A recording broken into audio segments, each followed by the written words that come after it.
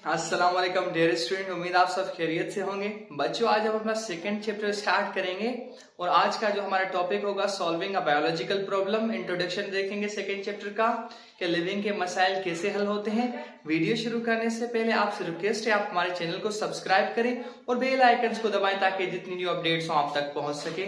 चलिए वीडियो शुरू करते हैं। सॉल्विंग अ बायोलॉजिकल प्रॉब्लम, आज का जो हमारा टॉपिक है वो क्या है? Solving a biological problem, living के मसाइल कैसे हल होते हैं। जिसमें हम दो चीजें देखेंगे, scientific method and biological method. What is scientific method? A series of step followed by scientist. इसमें क्या करते हैं scientist? Series of step follow करते हैं to answer the specific question about the natural world. Natural world के किसी भी specific किसी के एक क्वेश्चन को सोल्व करने के लिए वो क्या करते हैं? स्टेप वाइज सीरीज लेते हैं। ऐसा नहीं कि जैसे हम क्लास में काउंटर क्वेश्चनिंग करके आंसर देते हैं, ऐसे नहीं। साइंटिस्ट क्या करते हैं? लॉजिकल रीजन ढूंढते हैं, उनको फॉर्मुलेट करके उनकी क्या करते हैं? रीजनिंग देते हैं, देन जाके उनके कंक्लूजन पे पहुंचते हैं। देन हमारे पास क्या है? बायोलॉजिकल मेथड क्या है? System of advancing knowledge by which formulating question. ये क्या है? हमारे पास एडवांसिंग नॉलेज का एक सिस्टम है जिसमें हम फॉर्मुलेट करते हैं कोई भी question. Collecting data about it through the observation and experiment. उस क्वेश्चन के बारे में हम क्या करते हैं? डेटा कलेक्ट करते हैं। कैसे डेटा कलेक्ट करते हैं? Through the observation and experiment के थ्रू। एंड देन क्या करते हैं? Testing hypothetical answer of livings. और देन क्या करते हैं? उसको हम टेस्ट करते हैं, वो हमारे हाइपोथेटिकल आंसर से मैच करता है या नहीं करता। हमने यहाँ पे एक टेबल बनाया, उसकी हेल्प से हम इसको समझने की कोशिश करेंगे। बच्चों, फर्स्ट ऑफ ऑल देखिए हमारे पास बायोलॉजिकल मेथड में क्या होता है? बायोलॉजिकल प्रॉब्लम होता है। कोई भी ऐसा प्रॉब्लम जो लिविंग से रिलेटेड हो उसे क्या कहा जाता है? बायोलॉजिकल प्रॉब्लम कहा जाता है। तो बायोलॉजिकल प्रॉब्लम आइदर हमारी हेल्थ से रिलेटेड हो सकता है, इकोलॉजी से, या किसी भी लिविंग फैक्टर से रिलेटेड हो सकता है। फॉर एग्जाम्पल एक सदी में मलेरिया की डिजीज आई थी, तब लोग ये बिलीव करते थे कि भाई malaria, it is Latin word माला का मतलब होता है बेड, एरिया का मतलब होता है एयर, के मलेरिया की डिजीज क्यों होती है? Because of bed air.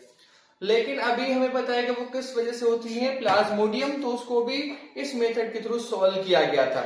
Then बच्चों क्या होते हैं? हमारे पास एक बायोलॉजिकल प्रॉब्लम आ गई, देन हम क्या करते हैं? उससे रिलेटेड ऑब्जर्वेशन करते हैं और प्रीवियस नॉलेज जो उसके बारे में मौजूद है उसको देखते हैं। ठीक है, देख के फिर क्या करते हैं? हाइपोथेसिस देते हैं। ठीक है, ये साइंटिस्ट मोस्टली करते हैं, हाइपोथेसिस देते हैं, उनका बताते हैं कि भाई इसकी वजह ये हो सकती है।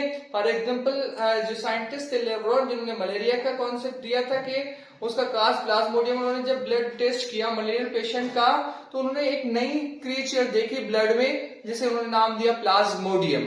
उन्होंने कहा मे भी ये काज हो सकता है, उन्होंने एक हाइपोथेसिस दिया था। देन बच्चों क्या होता है? हाइपोथेसिस को एक्सप्लेन करते हैं, रीजनिंग देते हैं। आइदर वो इंडक्टिव रीजनिंग होगी या डिडक्टिव रीजनिंग होगी। ठीक है, कि इसका रीजन क्या है, किस वजह से है। देन हम क्या करते हैं? एक्सपेरिमेंट की तरफ जाते हैं। एक्सपेरिमेंटेशन होगी, एक्सपेरिमेंट होगा।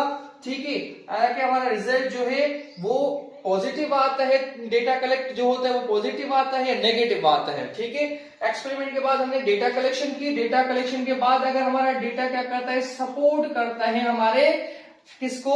हाइपोथेसिस को। तो वो क्या बन जाएगा? किस तरफ मूव करेगा? थ्योरी की तरफ मूव करेगा।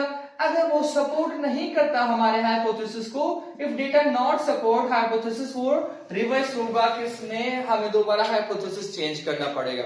तो ये सिंपल सा हमने क्या एक कलेक्टिव लिया, इनको हम डिटेल में देखेंगे, एक एक टॉपिक को डिटेल में देखेंगे। होप आपको यहाँ तक समझ में आया होगा। अगर कोई क्वेश्चन है तो आप कमेंट्स बॉक्स में पूछ सकते हैं और हमारी वीडियोस जो स्टूडेंट से शेयर करें। Thanks for your patience.